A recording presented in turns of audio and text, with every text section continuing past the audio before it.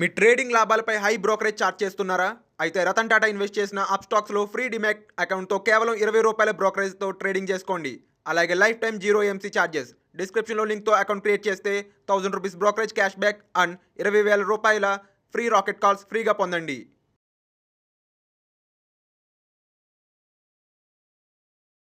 నమస్తే, నేను జీవి సత్యనారాయణ. ఈరోజు 27/7/2022 బుధవారం. ఈరోజు ఎలా మార్కెట్ క్లోజ్ అయింది? మార్కెట్ మాత్రం గ్యాప్ డౌన్తో స్టార్ట్ అయిండు, కానీ తర్వాత మార్కెట్ మళ్ళీ క్లోజింగ్ మాత్రం షార్ట్ కవరింగ్ తోటి పాజిటివ్లోనే క్లోజ్ అయింది. 547.83 పాయింట్లు పెరిగి క్లోజ్ అయింది. 30 కంపెనీలు ఏవైతే ఉంటాయో 30లో 25 ప్లస్ 5 మైనస్ 30లో 25 అంటే 5:1. ఇది సింపుల్గా మనము ఇక ఎన్ఎస్సికి వస్తే తర్వాత ఎన్ఎస్సిలో చూద్దాం. ఎన్ఎస్సి కూడా 157.95 పాయింట్లు పెరిగింది. పెరిగి చివరకు 16,600 16,000 దాటింది. 16,500 కూడా దాటింది. 16,641.80లో క్లోజ్ అయ్యిండు. ఏవైతే 50 ఉంటాయో నిఫ్టీ 50 46 ప్లస్ 4 మైనస్.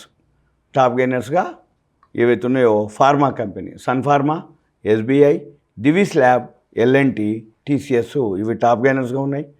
భారతీయ Airtel losers. Bharti Airtel, Bajaj Auto, HDFC Life, Kotak bank ఇవి టాప్ లూజర్స్గా ఉన్నాయి. తర్వాత ఈరోజు ఏవైతే సెక్టార్లు ఉన్నాయో నిఫ్టీ నెక్స్ట్ 50 బాగా పెరగడం జరిగింది. ఇక నిఫ్టీ బ్యాంక్ వచ్చేటప్పటికి 375.25 పాయింట్లు పెరిగి 36,783.75లో క్లోజ్ అయింది. 1%. బ్యాంక్ షేర్లు 12 ఉంటాయి. 10 ప్లస్ 2 మైనస్ 12. బ్యాంక్ షేర్లు అన్నీ కూడా రిజల్ట్స్ బాగా రావడం జరిగింది, క్వార్టర్లీ రిజల్ట్స్. తర్వాత ఐటీ సెక్టార్ ఇవాళ బాగా మూవ్మెంట్ చేసింది. 459.95 పాయింట్లు పెరిగింది. ఫార్మా కూడా పెరగడం జరిగింది. 287.05 పాయింట్లు పెరిగింది. తర్వాత టర్నోవర్ వచ్చి 106,69,183.25 కోట్లు టర్నోవర్ జరిగింది. ఇది F&O. 106,69,183. ఇక క్యాష్ మార్కెట్లో వచ్చి 44,228.92 కోట్లు క్యాష్ మార్కెట్లో టర్నోవర్ జరిగింది. ఎందుకు పెరిగిందో చూద్దాం.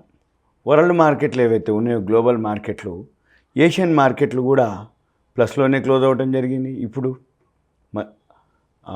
ఆల్మోస్ట్ ఆల్ అంటే జపాన్ అనుకోండి, అవన్నీ నిక్కీ స్ట్రైట్ టైమ్స్ అవన్నీ 0.22, 0.41, 0.78, 0.11 అట్లా పెరగడం జరిగింది. యూరోపియన్ మార్కెట్లు కూడా ప్లస్లో ఓపెన్ అవ్వటం జరిగింది. యూరోపియన్ మార్కెట్లు కూడా ఇప్పుడు ప్లస్లోనే రన్ అవుతున్నాయి. ఈరోజు రాత్రికి అమెరికాలో వడ్డీ రేట్లు డిసిషన్ ఉంటుంది, ఫెడరల్ రిజర్వ్. ఇవాళ నైట్ 11 o'clock తెలుస్తుంది. మనకి షార్ట్ కవరింగ్ అనుకోవచ్చు మనం, ఎందుకంటే వడ్డీ రేట్లు ఏదైతే డిసైడ్ ఉందో 75 bps పాయింట్స్ పెంచుతామని సూచనప్రాయంగా అంతకుముందు అనౌన్స్ చేయడం జరిగింది. కాకపోతే ఈరోజు రాత్రికి 11 గంటలకు అనౌన్స్ చేస్తారు.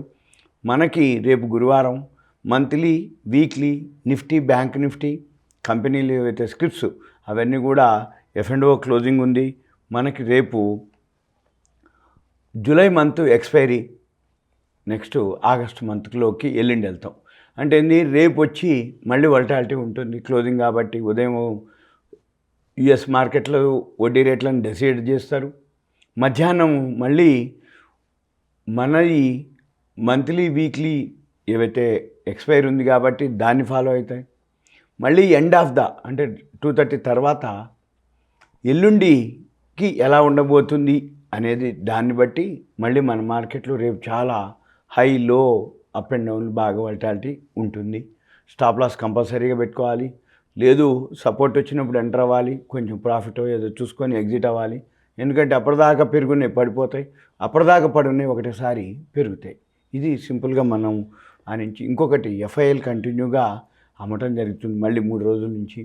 అందుకని మన మార్కెట్లు నిన్నటి వరకు పడింది, వాళ్ళ మళ్ళీ షార్ట్ కవరింగ్ తోటి మన మార్కెట్లు పెరిగినాయి. ఇక తర్వాత న్యూస్లోకి వచ్చేటప్పటికి గూగుల్ మ్యాప్స్ వాళ్ళు టెక్ మహేంద్ర తోటి ఒక టైఅప్ చేసుకున్నారు.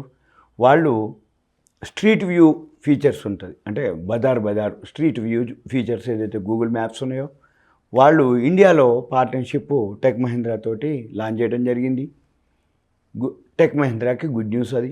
గూగుల్ మ్యాప్తో ఎప్పుడైతే గూగుల్ వాళ్ళతో టైఅప్ అయిందో టెక్ మహేంద్ర తగ్గితే కొనుక్కోమని ఒక ఇన్ఫర్మేషన్ ఆ నుంచి. తర్వాత doctor Reddy's lab generic medicine ఒకటి, ఇంజెక్షన్ ఒకటి యుఎస్ మార్కెట్లో లాంచ్ చేయడం జరిగింది ఇవాళ. తర్వాత 5G స్పెక్ట్రమ్ వేలము ఉంది, అంటే దానికి బిడ్స్ ఏవైతే ఉన్నాయో హైయెస్ట్ బిడ్స్ రావడం జరిగింది. 1.45 lakh crores బిడ్డింగ్ రావడం జరిగింది 5G స్పెక్ట్రమ్. ఇప్పుడు మనం జూలైలో ఉన్నాం, 1 or 2 months, అంటే సెప్టెంబర్ కల్లా ఈ స్పెక్ట్రమ్ వేలము ప్రొసీజర్ అంతా అయిపోద్ది. మళ్ళీ 5G మనకి 4G తర్వాత 5G కూడా వితిన్ 2 monthsలో వచ్చేస్తుంది. టెలికామ్ ఇంకా ఫాస్ట్గా మనం తగ్గితే కొనుక్కోవచ్చు టెలికాంలో ఏవైనా, ఎందుకంటే 5G స్పెక్ట్రమ్ కనుక వచ్చేసి 5Gతో కనుక అయితే అంటే ఇంటర్నెట్ అనుకోండి, ఏవైతే యూసేజ్ ఉందనుకోండి, అవన్నీ కూడా బాగా పెరిగే అవకాశాలు కనపడుతున్నాయి. తర్వాత యాక్సిస్ బ్యాంకు CCI అప్రూవల్ జరగడం జరిగింది. ఎక్విజిషన్ ఆఫ్ సిటీ బ్యాంకు, అంటే సిటీ బ్యాంకు నుండి సిటీ గ్రూపు ఏదైతే సిటీ కార్ప్ ఫైనాన్స్ ఏవైతే ఉన్నాయో అవి యాక్సిస్ బ్యాంకు ఎక్వైర్ చేస్తుంది. దానికి CCI అప్రూవల్ రావడం జరిగింది. Competition commission of India, CCI అంటే competition commission of India approval చేయడం జరిగింది. రాబోయే రోజుల్లో యాక్సిస్ బ్యాంక్ తగ్గితే కొనుక్కోవచ్చు, ఆటోమేటిక్గా అది పెరుగుతుంది. తర్వాత ONGC ఏదైతే ఉందో ఇది పబ్లిక్ సెక్టార్ యూనిట్ ONGC, ఇది MOU కుదుర్చుకుంది గ్రీన్కో జీరో ZEROC ఇండియా. అది రెన్యూబుల్ ఎనర్జీలో లీడింగ్ కంపెనీ. దాంతో ఇది ONGC వాళ్ళు MOU కుదుర్చుకోవడం జరిగింది. ఇది తర్వాత సూరజ్ లిమిటెడ్ అని ఒక కంపెనీ ఉంది, అది బైబ్యాక్ చేస్తుంది. బోర్డు మీటింగ్ వచ్చి ఆగస్టు 8వ తారీఖు బోర్డు మీటింగ్ ఉంది. తర్వాత బెయిడ్ లీజింగ్ అనే కంపెనీ ఉంది, అది 250 కోట్లు NCD ఇష్యూ చేస్తుంది. తర్వాత మెర్క్యూరీ మెటల్స్ లిమిటెడ్ ఉంది, అది రైట్స్ ఇష్యూ చేస్తుంది. తర్వాత స్పందన స్ఫూర్తి ఫైనాన్షియల్ ఏదైతే ఉందో అది NCDలు ఇస్తుంది 23 కోట్ల రూపాయలుగా. తర్వాత వికాస్ లైఫ్ కేర్ ఒక కంపెనీ ఉంది, అది subsidiary, Vikas Life Care subsidiary company Genesis Gas solutions private limited అని ఒక కంపెనీ ఉంది, అది కమర్షియల్ పైప్ లైను కాంట్రాక్ట్ దానికి రావడం జరిగింది. అది ఏంటిదంటే Indian Oil Adani Gas Private Limited నుంచి commercial pipe line contract order రావడం జరిగింది వికాస్ లైఫ్ కేర్ సబ్సిడరీ కంపెనీకి, అది Genesis Gas Solutions Limited Private Limited. తర్వాత జేడెస్ వెల్నెస్కి USFDA పర్మిషన్ రావడం జరిగింది, అది SEZ అహ్మదాబాద్ అన్నమాట. అంటే అహ్మదాబాద్లో ఉన్న యూనిట్కి ఒకటి హై BP ట్యాబ్లెట్ల కోసం దానికి అమెరికాలో పర్మిషన్, అంటే USFDA అమెరికాలో అమ్ముకోవడానికి కోసం పర్మిషన్ రావడం జరిగింది. తర్వాత HDFC లైఫ్ ఇండస్ట్రీస్ ఒకటి ఉంది, HDFC లైఫ్ ఇన్సూరెన్స్, అది ఫండ్ రైజింగ్ చేస్తుంది. బోర్డు మీటింగు జూలై 29వ తారీఖు మీటింగ్. తర్వాత విప్రో నోకియాతో ఒక టైఅప్ ఉండేది, అది 5 years ఇంకా ఎక్స్టెన్షన్ చేయటం జరిగింది. అది పార్ట్నర్షిప్ ఏదైతే ఉందో డిజిటల్ ట్రాన్స్ఫార్మేషన్ అనమాట. నోకియా ఏదైతే సెల్ ఫోన్లు ఉన్నాయో వాళ్ళతోటి అంతకుముందు ఉన్నటువంటి పార్ట్నర్షిప్ ఏదైతే ఉందో ఎక్స్టెండ్ చేయడం జరిగింది. మళ్ళీ 5 years కాంట్రాక్టు డిజిటల్ ట్రాన్స్ఫార్మేషన్కి అగ్రిమెంట్ అవ్వడం జరిగింది విప్రోకి. తర్వాత డిఫెన్స్ ఏదైతే ఉందో గవర్నమెంట్ డిఫెన్స్ ప్యానల్ ఏదైతే సెక్షన్ ఉందో వాళ్ళు అప్రూవల్ చేయడం జరిగింది 28,700 కోట్ల రూపాయలు. ఆ 28,700 కోట్ల రూపాయలకి ఏంటంటే వాళ్ళు పర్చేజ్ చేస్తారు డిఫెన్స్కి సంబంధించినవి. అది ఏమేమి చేస్తారు అంటే మిలిటరీకి సంబంధించిన ఎక్విప్మెంట్స్ అనుకోండి, అంటే ఆ 28,700 కోట్లకి మిలిటరీకి సంబంధించిన ఎక్విప్మెంట్సు, వెపన్సు, డ్రోన్సు, కార్బైన్సు, బుల్లెట్ ప్రూఫ్ జాకెట్లు, ఇవన్నిటి కింద 28,700 కోట్లని గవర్నమెంట్ శాంక్షన్ చేయడం జరిగింది, అప్రూవల్ చేయడం జరిగింది.